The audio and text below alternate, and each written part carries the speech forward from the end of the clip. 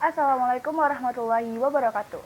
Perkenalkan, nama saya Dinda Naya Natasya dari kelas 11 IPA 4 SMA Negeri 1 Bontang. Alhamdulillahirrabbilalamin. Assalatu wassalamu asrofil anbiya wal mursalin wa ala alihi wa sahbihi ajmain amma ba'du. Di hari ini saya akan membawakan sebuah tema yang berjudul sabar.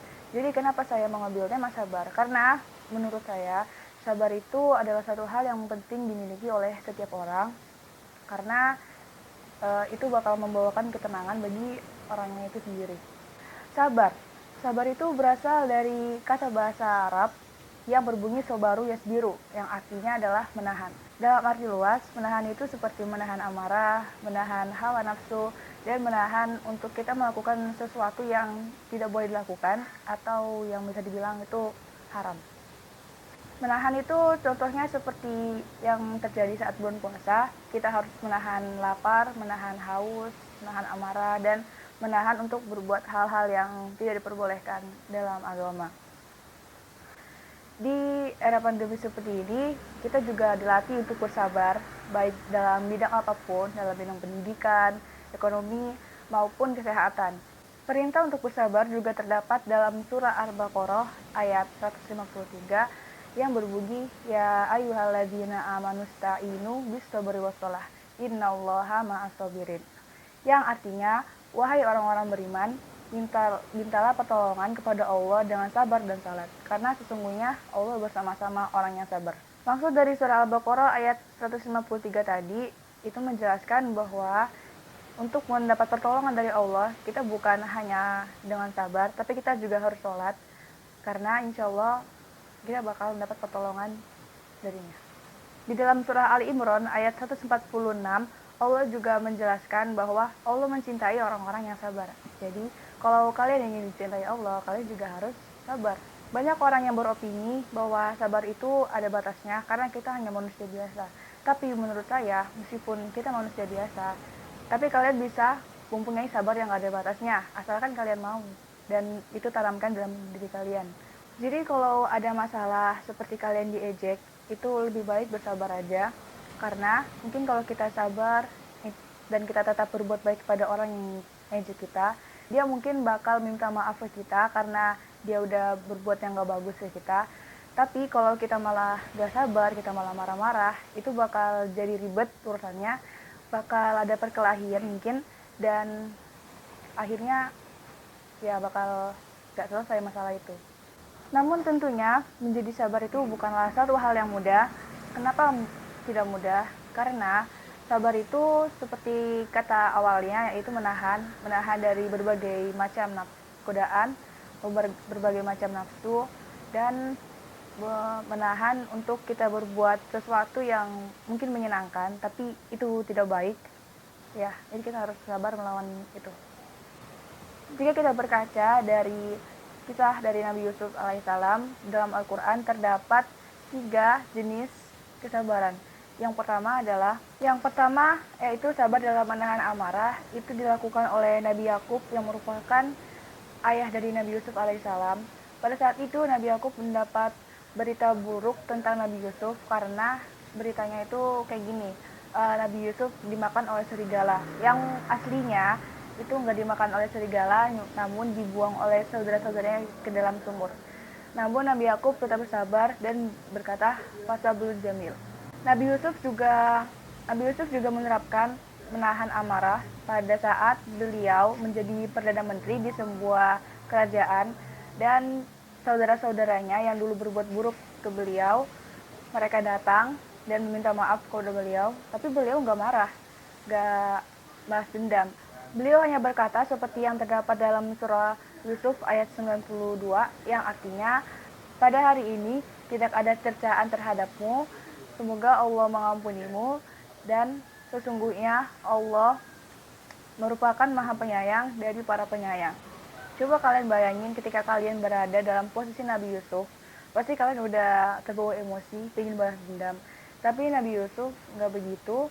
Beliau malah mendoakan para saudara-saudaranya supaya dosa-dosa mereka diampuni oleh Allah Subhanahu wa taala, dan beliau juga menghibur saudara-saudaranya ya seperti menganggap kalau mereka nggak ada salah. Yang kedua ialah sabar dalam menahan godaan.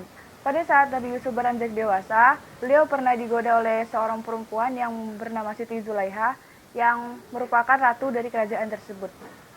Namun beliau tetap sabar dalam menahan godaan tersebut dan beliau lari menembus 7 pintu yang awalnya terkunci, namun dengan atas kuasa Allah pintu tersebut terbuka sendiri. Dan yang terakhir ialah sabar dalam menghadapi cobaan. Sabar dalam menghadapi cobaan bukan hanya diterapkan oleh Nabi Yusuf, namun semua nabi menerapkan itu. Arti dari surah Yusuf ayat 47 itu seperti ini. Dan Yusuf berkata, agar kamu bercocok tanam 7 tahun berturut-turut sebagaimana biasanya. Kemudian apa yang kamu tuai, hendaklah kamu biarkan tangkainya, kecuali sedikit untuk kamu makan. Di Quran Surah Yusuf ayat 48, itu artinya begini, kemudian setelah itu bakal datang 7 tahun yang sangat sulit, yang akan menghabiskan apa yang kamu simpan untuk menghadapinya, kecuali sedikit dari yang kamu simpan itu. Dan di Quran Surah Yusuf ayat 49, artinya berbunyi seperti ini. Setelah itu, akan datang tahun di mana manusia diberi hujan, dan pada saat itu mereka memeras anggur. Quran Surah Yusuf ayat 40-49. Dari sini dapat kita lihat bahwa Allah tuh nggak bakal kasih cobaan jika tidak ada jalan keluarnya. Jadi kita harus terus percaya bahwa setiap cobaan pasti memiliki akhir dan mempunyai akhir yang bahagia. Jadi tadi itu adalah 3 jenis kesabaran yang kita terapkan dan kita lihat dari kisah Nabi Yusuf alaihissalam. Dan sekarang 3 jenis kesabaran itu akan kita terapkan dalam sehari-hari, dan saya akan memberitahu beberapa. Yang pertama adalah menahan amarah. Menahan amarah seperti yang saya bilang di awal, yaitu ketika ada yang mengejek kita harus tahan, harus sabar. Dan kita tidak boleh membalas dendam kepada mereka yang udah menjelek-jelekan kita, tapi kita harus mendoakan dia semoga orang itu udah nggak bakal berbuat kayak gitu lagi ke orang lain. Dan ketika ada seseorang yang mau marah-marahi kita, mencaci maki kita, ya kita harus sabar aja. Tapi memang sabar itu susah. Gimana sih caranya biar bisa nahan amarah gitu? Jadi menurut saya itu kalau untuk menahan amarah itu bisa dengan senyum. Kalau kalian lagi marah atau teman kalian lagi marah, kalian senyum atau kalian ketawa, pasti dia bakal ikut ketawa dan akhirnya nggak jadi marah. Yang kedua itu sabar dalam menghadapi godaan. Sabar dalam menghadapi godaan di kehidupan sehari-hari seperti ini. Kayak yang di kisah Nabi Yusuf tadi, menahan godaan terhadap lawan jenis. Ya, kayak gini misalnya. Misalnya kalian lihat ada lawan jenis yang ganteng atau cantik dan kalian tertarik dan kalian pengen nembak dengan pacaran. Nah, pacaran kan nggak boleh karena itu mendekati zina. Jadi ya kalian harus sabar, harus tahan. Dan percaya aja kalau misalnya kalian emang jodoh, ya mungkin bakal bertemu di suatu hari nanti. Dan kalau bukan, pasti kalian bakal dapat yang terbaik dari itu. Menahan hawa nafsu juga terjadi ketika kita punya teman yang mengajak kita untuk berbuat kejelekan seperti misalnya mencuri, atau bolos sekolah, atau mencoba-coba sesuatu yang haram dalam Islam. Ya kalian harus tahan itu karena itu godaan. Godaan juga bukan hanya didapatkan dari orang, tapi dari benda-benda yang ada di sekitar kita. Contohnya handphone. Ya, banyak banget godaan dari handphone. Cuman kita harus bijak menggunakannya. Dan saya yakin kita semua bisa menggunakannya dengan bijak, asalkan kita mau. Jenis yang ketiga yaitu sabar dalam menghadapi cobaan yang bisa kita terapkan dalam kehidupan sehari-hari. Itu contohnya seperti ya ketika kita ada ujian, dan kita harus sabar pelan-pelan ngadapin ujian itu biar jawabannya tepat dan nilainya bisa sesuai dengan yang kita inginkan. Ujian tuh bukan cuman ujian sekolah, ujian tuh juga banyak, seperti misalnya kayak gini, banyak siswa termasuk saya juga yang resah karena banyak tugas, tapi kita harus sabar.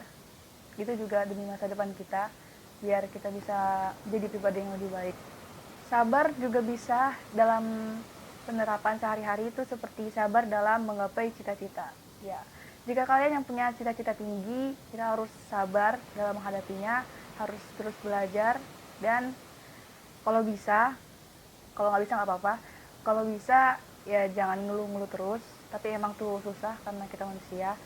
Dan kita harus terus positive thinking karena sesungguhnya Allah itu menetapkan sesuatu ke hambanya sesuai dengan pikiran hambanya. Jadi itulah alasan kenapa kita harus terus positive thinking dan harus tetap semangat untuk menjalani semua cobaan yang kita alami. Jadi segini dulu materi yang bisa dapat saya sampaikan. Saya menyampaikan ini bukan untuk mengguruin, hanya untuk sharing doang. Dan semoga kalian bisa mengambil hikmah yang baik-baik. Sesungguhnya sesuatu yang baik itu datang dari Allah dan yang jelek itu datang dari diri saya pribadi. Mohon maaf jika saya ada salah kata dan mohon maaf jika ada yang tersinggung. Assalamualaikum warahmatullahi wabarakatuh. Terima kasih.